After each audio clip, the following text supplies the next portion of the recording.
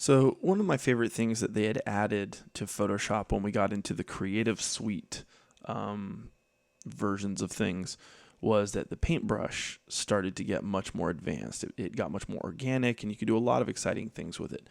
And most of us are pretty familiar with it if you've used Photoshop now, sort of your standard thing. So let me bring up the brush palette here. So there's our normal paintbrush tool. Bring up the palette. And you can see, here's your typical brush, right? So we've got our brush tip shape. We can change that from a hard brush to a soft brush, right? We've seen that before.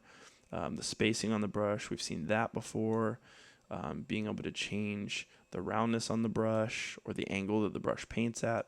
All these things we've seen before, and they're great. We love them and use them all the time. But they added these new brushes.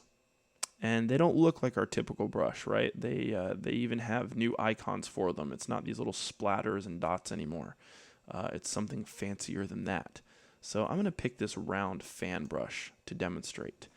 Immediately you should notice that there's some new qualities or options for you to be able to manipulate with this brush. You can actually change the number or percentage of bristles on the brush. Less bristles, less lines. Makes sense, right? You can change the length.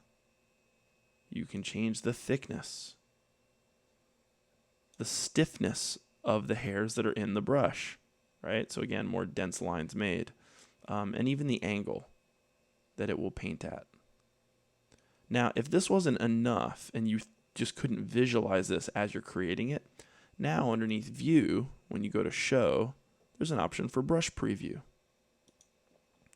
And it creates this little 3D model thing that you can see here. Let me just bring this down here. And as you're adjusting the bristles, you can see it actually reduces the number of bristles in the demonstration model over here. If we were to change the length, we could see the length of the bristles increasing. The thickness, we can see that.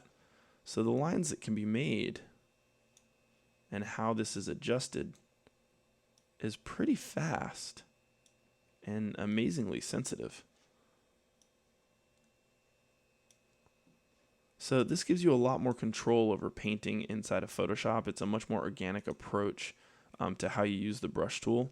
And I think the options are fairly limitless until we see people using this for a little while. So I'm pretty excited to see what we can do. Oh yeah, did you guys see it wiggle while I was painting there?